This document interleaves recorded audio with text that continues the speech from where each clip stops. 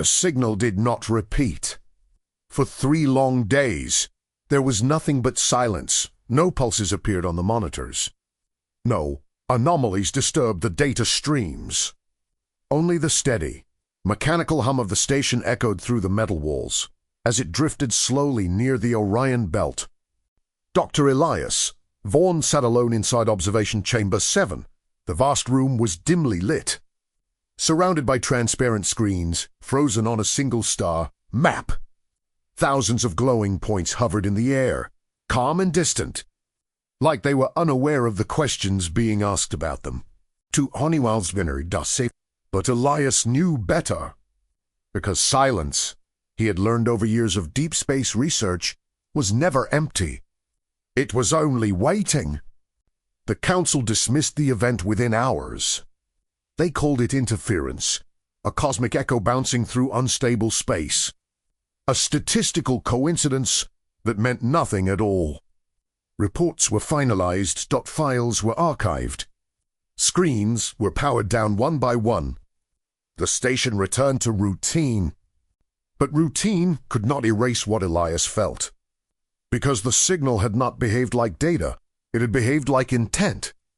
And intent did not come from empty space.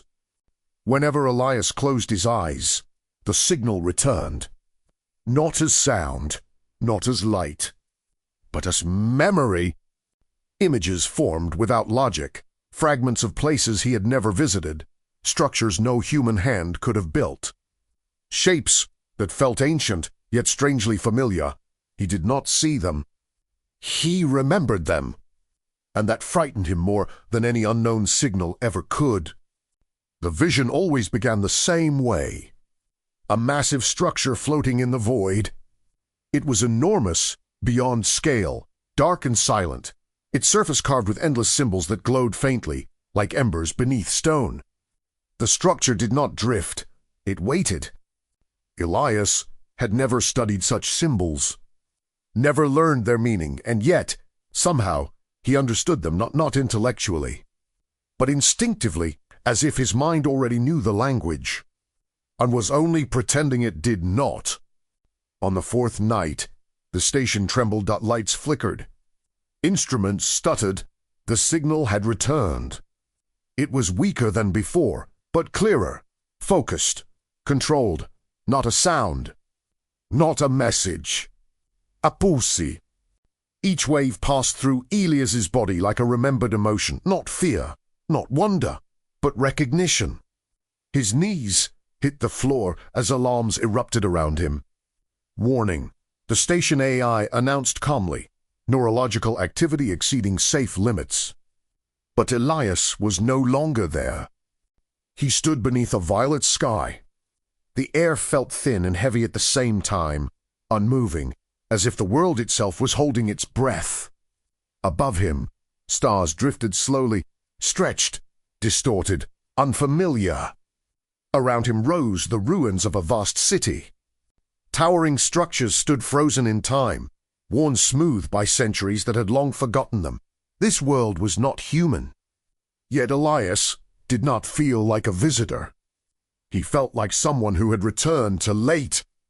Without thinking, Elias began to walk.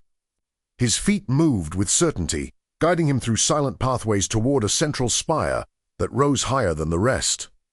He did not question how he knew the way. He simply followed. Because some knowledge does not come from learning. It comes from remembering. As his hand touched the surface of the spire, the symbols ignited. Light flowed outward in slow waves, wrapping around him like a living presence. The air vibrated gently.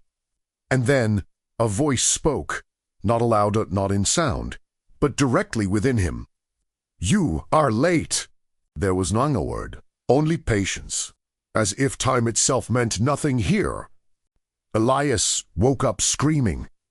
Medical lights blinded him as crew members rushed into the chamber. The vision faded, but the feeling remained heavy, undeniable. He knew now. The signal was not searching for humanity. It was searching for him, and it had finally found him. The council shut down the project by morning. Official reason, psychological instability. Unofficial reason, fear. They had seen the data. They had felt the tremors. But unlike Elias, they did not want answers. They wanted distance. As Elias prepared to leave the station under supervision, his personal console activated. No sender, no authorization trail.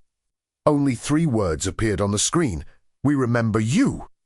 Attached were coordinates. Not beyond Orion. Inside it. That night, Elias made his decision. He stole a small research vessel, unarmed, underpowered, never meant to travel that far. As the engines ignited, Orion's stars aligned ahead of him like a silent gateway. There was no permission, no goodbye. Only purpose. The deeper he traveled, the stranger space became. Stars bent unnaturally. Time hesitated. His instruments displayed readings that should not exist. And then he saw it, the structure, hidden between gravitational shadows. Waiting. As his ship approached, the signal surged, stronger than ever. Clear, alive, welcome home. The structure opened. Not like a door, like an eye. Elias hesitated only once. Then he flew inside. Some places do not wait to be discovered. They wait to be remembered. And Elias Vorn had finally remembered who he was.